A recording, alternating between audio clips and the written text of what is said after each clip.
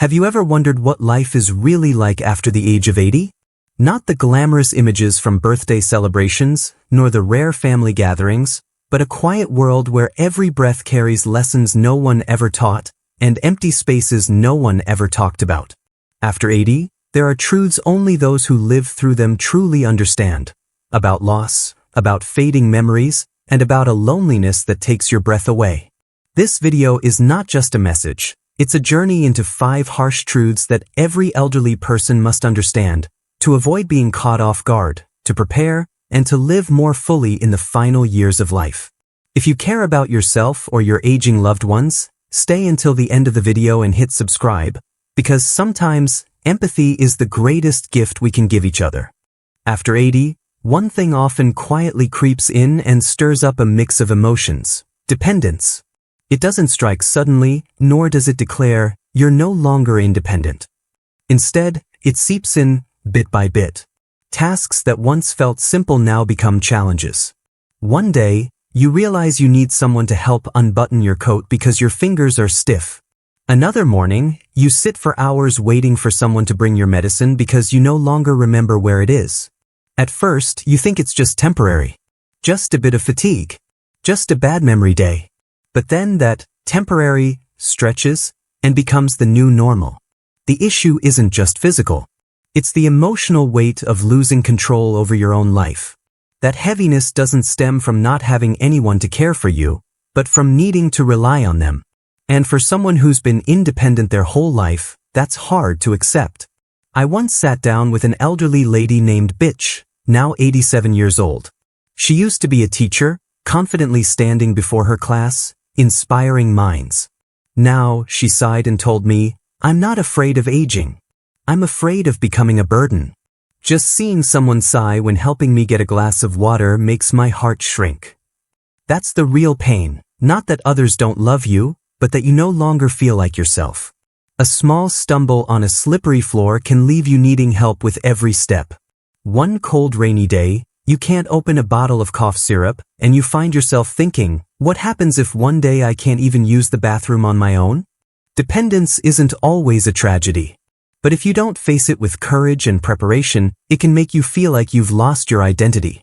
And that's why we must talk about it. To understand that asking for help isn't a failure, but a natural part of the human journey. To know that needing someone doesn't make you weak. It means you're living in truth and learning to love yourself through your limitations. Fourth, society gradually becomes silent in your presence. After 80, you're no longer seen in the way you once were. No one says outright that you're no longer important, but you feel it. In the way a restaurant server glances past you toward a larger table. In conversations where you're interrupted, or treated as if you can't keep up. In family decisions where you're merely informed, no longer consulted.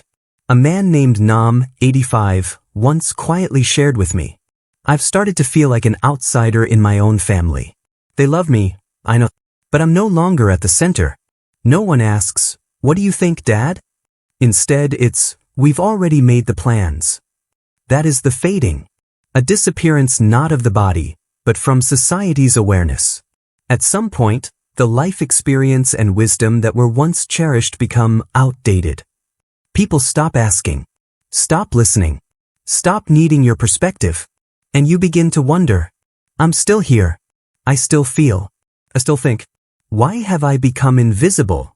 There's no easy answer. Modern society values youth, speed, adaptability. Aging, though wise and experienced, is too often mistaken for slowness or irrelevance. But the important thing is not to let that perception turn you into a shadow in your own life. Because your presence still holds value for those who are willing to listen. And sometimes, the person who most needs to hear your voice is you. To remind yourself that you still matter, that you still have something worth sharing. Fifth, the quiet rise of unnamed regrets. After 80, there's a lot of time. And that empty space, if not filled with connection, purpose, or small joys, can easily be occupied by old memories, unspoken words, and missed chances. I remember visiting an elderly man living alone on the 3rd floor of an apartment building. He told me, "There are days I just lie there thinking about the things I didn't do. I don't regret mistakes, I regret the silence. The times I should have hugged someone and didn't. The moments I should have said sorry but stayed quiet.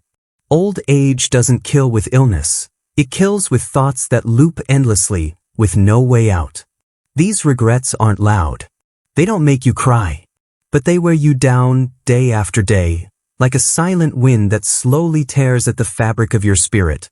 And if you don't recognize or confront them, they can make you feel like you've lived the wrong life, even when that's not true. So what do you do when facing these nameless sorrows? You write them down. You share them with someone. You forgive, not just others, but yourself. You learn to say, I did the best I could with what I had. And most importantly, you begin living the rest of your life intentionally, so you don't create more regrets. In conclusion, harsh truths, but not the end. The 5 realities of life after 80 can weigh heavily on anyone: loneliness, frailty, dependence, feeling overlooked, and silent regrets. But if you look deeper, within them lies freedom. Freedom from needing to please others. Freedom to slow down. Freedom to love yourself with everything that's left, both the beautiful and the fragile. And above all, the power to choose how you want to live the rest of your life, with clarity, open eyes, and a heart full of understanding. If you're still reading this or watching this video, you already hold something precious: awareness. And that is the first step toward no longer being caught off guard. Subscribe to this channel and join us on this journey, because here, we don't avoid the truth. We face it, together, with strength and dignity. It's hard to truly express the feeling of still being yourself, with all your memories, wisdom, strength, and compassion, while the outside world begins to treat you as if you're merely a shadow of who you once were. No one says it outright. They smile, they're polite, but their eyes glance past you. Questions are directed to the person accompanying you, not to you. Decisions about your health, your finances, even your own meals, suddenly get discussed as though you're no longer capable of making them. And no matter how many times you try to brush off that feeling, there are still nights when you lie awake in silence, wondering, do I still belong in this world? You are still here, whole and complete. But society, with its relentless pace, seems to have lost the patience to notice the slowness in your step or the depth in your words. In a world that glorifies speed, youth, and innovation, wisdom, calm, and experience are quietly forgotten. They forget that it was these very qualities that built the foundations of the life they now enjoy. They forget that your patience didn't come by luck. It came from decades of living through challenges they've never even imagined. But you remember. You remember waiting in long lines for food ration stamps. You remember the first time you held the hand of someone you loved, the anxiety when your first child had a fever in the middle of the night, the exhaustion from working double shifts just to pay school tuition. You remember it all. And just because your hair has turned gray, or your eyes don't see as clearly as before, doesn't mean you've lost the right to be present, to be heard, to be treated as a whole human being. The truth is, the world isn't intentionally ignoring you. It's just in a hurry. But that doesn't make the loneliness any easier. Sometimes, you find yourself speaking less, not because you have nothing to say, but because you've started to believe that no one will really listen. And at this age, that indifference doesn't just hurt. It wears away at your self-respect, your sense of connection, and at times, even your will to keep going. Yet here, you have a choice. A chance to reclaim your presence, not by shouting, but with a quiet strength and quiet confidence. You don't need to argue or prove anything. Just be, with the authenticity and peace you've cultivated over a lifetime. You can start with small things. Look people in the eye when you speak. Slowly but clearly. You don't need to apologize for moving slowly. You don't have to pretend to keep up with the pace around you. You are living proof that some things can't be rushed, like love, understanding, and gratitude. If no one asks, share anyway. If no one listens, write. If the world doesn't make space for you, create your own, where your stories, experiences, and life values are not only preserved but shared. Because sometimes, all it takes is one young person stumbling upon your words or hearing something you once said to begin living differently, more deeply, more compassionately, more mindfully. And in that journey, know this: you are not alone. There are many like you, quietly navigating the blurry space between presence and invisibility.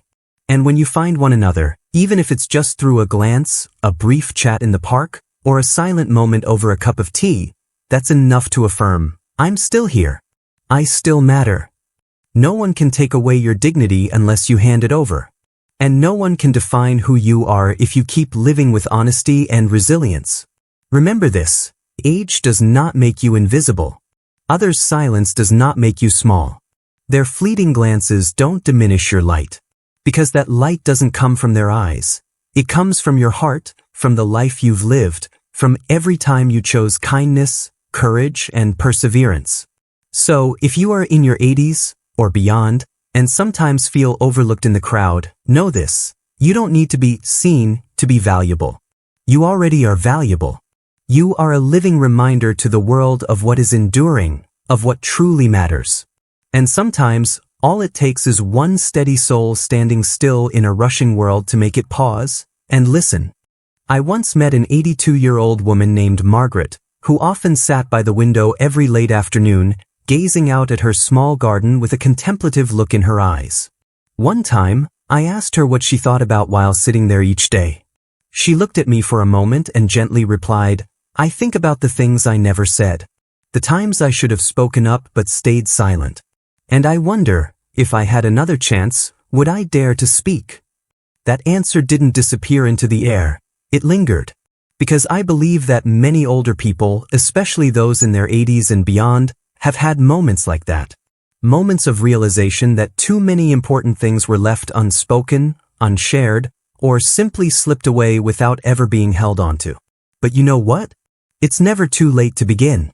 Even if your voice no longer rings as strong as it once did, even if your hands are not as quick, every story you carry, every experience you've lived through, still holds immeasurable value.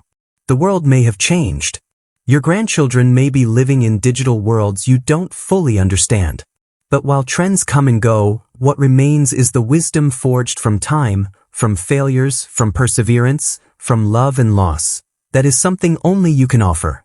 And that is why, if you've ever felt like Irene, ignored in a room where you should have been the one most understood, remember, that doesn't diminish your worth. It only reflects a reality in our society, that older people are sometimes seen as a quiet background, rather than as a steady, burning flame. But you are not a silent shadow. You are a gentle yet enduring light. You are the deep roots that younger generations cling to, whether they realize it or not. So, if no one has asked, go ahead and share. Talk about the first time you fell in love. About war, about peace, about the choices that kept you up at night. Speak of the pain you endured. Of the friendships that lasted 40 years. Of the dishes your grandmother used to make every Lunar New Year. Of the phone call you wish you had made sooner. Tell your stories, not for praise, but so that nothing is lost. So that your grandchildren don't remember you only through photos, but through your words, through your living thoughts. I once heard a psychologist say, people don't fear death as much as they fear being forgotten. And that is especially true as you enter your 80s. No one wants to become a closed chapter left on the shelf to gather dust. But you are not an old chapter, you are the most profound one. The one where every line is written with real experience, real tears, real smiles. That is why you must not remain silent. That is why you must keep speaking, whether through whispers, journals, or the warm gaze you give others without uttering a word.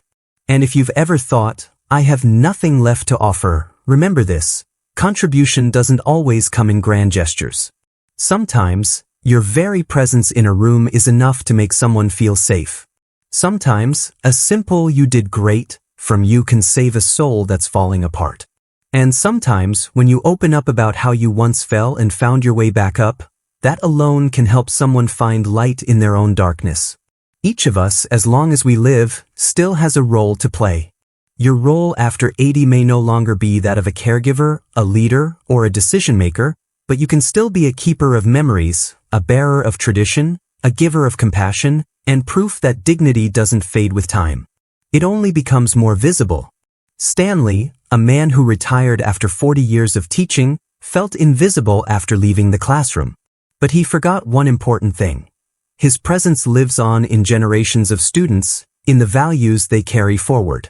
And if he began sharing his journey in education, not as a memoir, but as heartfelt stories, he might realize he is still teaching even without a podium. Regret may come, but it doesn't have to stay. Regret, if we allow it, can become the material from which healing is made. It's when we choose to turn, "I wish I had," into, "I didn't then, but now I will." It's when we understand that our purpose isn't about achievements, but about meaning. When we ask ourselves, how can I lighten someone's heavy day today? It doesn't have to be something big. Sometimes, just asking a store clerk their name and remembering it next time. Sometimes, simply sitting quietly and listening to your grandchild without interrupting. That too is purpose. And that is magic. Turning 80 is not the end. It's where you learn to slow down so you can see more clearly. It's when you choose what to hold on to and what to let go of. It's when you realize that time may no longer be abundant, but it's still enough to love, to say thank you, to fix what was broken, and to forgive others and yourself. You are not alone. And you are not forgotten. We see you. We hear you.